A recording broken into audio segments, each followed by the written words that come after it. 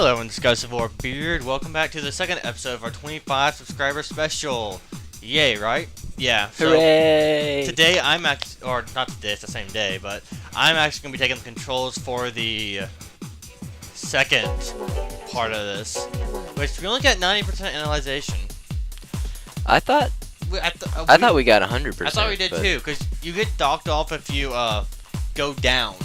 Like if you go down to a little ball, which we have not done yet, you will, I'm sure. But anyway, I think you have to have 100% analyzation to unlock the fifth area. That may be what it is. But first off, the question we're going to be discussing is from Myth 1322, and it's going to be our thoughts on motion controls. This should be interesting. Yeah, it should be interesting, especially since I'll be playing this one. So let's get started. In general, I think just thoughts on that motion controls are just basically kind of gimmicky, but I mean they have their place. I just think they're kind of pushing it and making it oh shit. Yeah, well, here let's take a step back first of all. Like I think everyone pretty much in your previous videos you've said that all you really have is a Wii and then your computer, right? Right. And you have a PS2, of course. Yeah, that's. By the way, the fans messed up on that. That's why I'm not doing Mega Man X5. That's what I was going to originally do. Yeah. Oh shit! I hate these things. And then all I have is a Wii, and then my last gen console was a GameCube. I wouldn't exactly call myself a Nintendo fanboy, but because I like the Xbox back in the day. I just don't know anyone with an Xbox anymore. Oh yeah, I was actually real close to buying an Xbox. Actually like 2 days ago, I was real close to buying one, but I just can't justify the price for the online. I don't know. I'm sure one of us will get one. Upgrade eventually. Yeah. I already have a live account, so I'm more likely to get it. Yeah. So I guess my views on motion control would be kind of biased, really, but to be perfectly honest, I've only bought 3 games for my Wii. Yeah, I'm about like that too. It's not something that I play that often. I mean, if I had enough money to buy a bunch of virtual console games, I probably would. Yeah, I would definitely would. Because I love the classics, but really I don't really like it that much. There really aren't that many great games out there for it. Yeah, I think the Wii's strength is its virtual console. Yeah. I really think it is. But other than that, really, I don't really care about motion controls anymore. When I first heard about the Wii, it sounded really gimmicky, and I didn't really think I was ever gonna get one. But because of the price point, it's the only console I have now. Yeah, that's basically because we're poor college students, even though you're poorer than I am. Yeah. Because you actually have to work for a living and pay his way through college, which I am fortunately not having to do. Yeah, but I like to play a lot of classic games, and they're pretty cheap, so. Level. So yeah, motion controls are gimmicky, but sometimes they're fun. I mean, games like WarioWare, I'm sure they're fun. Like party games and stuff like that. Yeah, that's very close to what I think Nintendo's just going for right now. Is the party game type people. And it's sad because I just leveled down. It's sad because I do like playing multiplayer with people, but it'd be nice to be able to go online without having to worry about friend codes all the time and all that junk. Because pretty much everyone I know has a Wii. It's just nobody has it connected to the internet. Yeah, it really doesn't connect to your wireless network that easily. And for the ones that it does, I mean, basically you have to have your internet just completely open to anyone for it to connect. Because I have a 32-bit encryption key on my wireless. That'd be such. Whoa! What just happened? That'd be such a pain to try to have to type in 32-bit. Oh shit. I'm just okay. No, I'm good. Don't forget you have overdrive too. I do have overdrive. Right there. Okay, good. I got it. But actually, when I heard about the Wii coming out, I never thought Nintendo would get as gimmicky as it has gotten. I mean, I'm scared to buy the Wii games because there's so many bad ones out there. Yeah, and a lot of them you have to buy peripherals and. Yeah, like the Wii balance board and all of that. I mean, that gets expensive. Oh, I gotta shoot the outsides, don't I? Yeah. I think this is the thing that killed me last time I did this. Get me! Yeah, if you haven't noticed, I'm really bad about getting the, Look out! I'm really bad about getting the blue, the little blue things that are dropped from enemies. Support's much better at me than that. In that Plus I warmed up before. Yeah, I'm playing this cold right now. It's kind of one of those games where you have to get into it because a lot of it is just like feeling the music and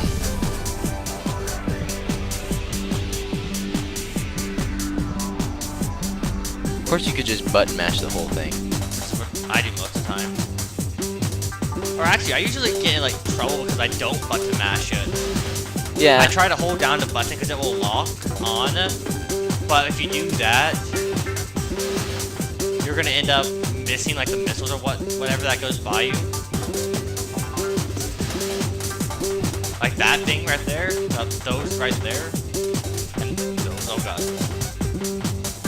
But yeah, when the Wii came out, I never thought Nintendo would go. No, okay, I got it. Would ever go that gimmicky. Oh, you finally leveled up. Yeah, I finally did level back up. Who wants to bet how long this is gonna last? I've already shot you enough. I guess I hadn't. Are there 9 levels in the boss, or are there 10 levels in the boss? There's one more level, and then at the end of it is the boss. Kind of thing. Got it. They didn't give you very long to take out those shields. I know. Ah. Just don't get hit by those lasers. Come on. Yeah, you can lock on and fire a max of 8 shots at once, but you can actually, if you just button mash, you can get more than 8 shots out in that same time period. That was a short level.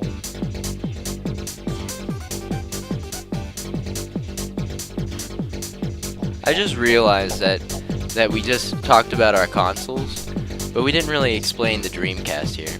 Yeah, well, you know much more about the Dreamcast than I do, but what do I do with this boss again? I completely forgot.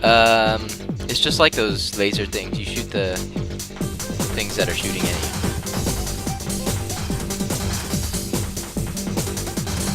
And then there's a lock, I think. Oh yeah, that's right. It's kind of like picking a lock. Oh yeah, kind of like super easy lock picking. I wish it was this easy. Yeah, supposedly you're hacking like some supercomputer or something. Never really explained that well. I don't know. We probably have to look it up. Yeah, it's actually probably in like the help section or something like that. Like, for those of you who have played Blacklight Tango Down, did you know there actually is a story to that? It's in like the help section, so no one knows it. It doesn't like it really matters for that game, but anyway, talk about this Dreamcast. We don't have a whole lot longer to go. Okay. Well, oh come on, let's get to the keys. The Dreamcast we're playing on, I kind of got lucky, and I bought it at a thrift store for it was about 15 bucks, and it came with a game and 2 controllers and a VMU, and it was in pretty good condition, so I went ahead and picked it up. The thing about buying things from thrift stores is you never know what you're gonna get because they sell it as is, and it was like in a bag, so I couldn't really test it out beforehand or anything like that. But anyway, so I picked it up. It was probably about a month ago, and we've been trying out all kinds of games on it. And I hate these things. and yeah. So the Dreamcast was released in Japan back in '98, which was around the time that the N64 and the PS1 were real big. And the Dreamcast was really out there to one-up all the other game consoles, really, because it was the first 128-bit console on the market. And the way they got such large games to fit on CDs, because DVDs weren't really big back then, was they came out with a new type of media called a GDR. It stands for Gigadisc.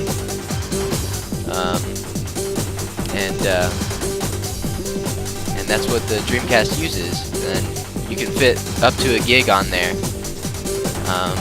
Basically, the threading on the disc is a little bit thinner than it is on a CD. And came out stateside for $9.99, which a lot of people know because the advertising was really big back then. And just a few little neat things about it were that it's the first console that came with a built-in modem, so you could go online with it out of the box. Yeah, but not anymore, sadly. No. Well, there are some servers still up, but they're like fan servers that people Or pay. virus kill. And it's not exactly easy to get online either, because it comes with a 56K dial-up modem built in. Oh. So I might be dead right here.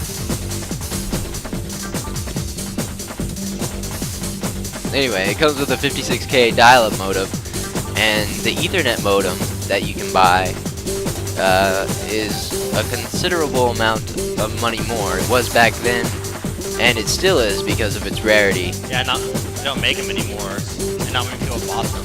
Yeah, the Dreamcast only stayed on the market for about 2 years before it was discontinued.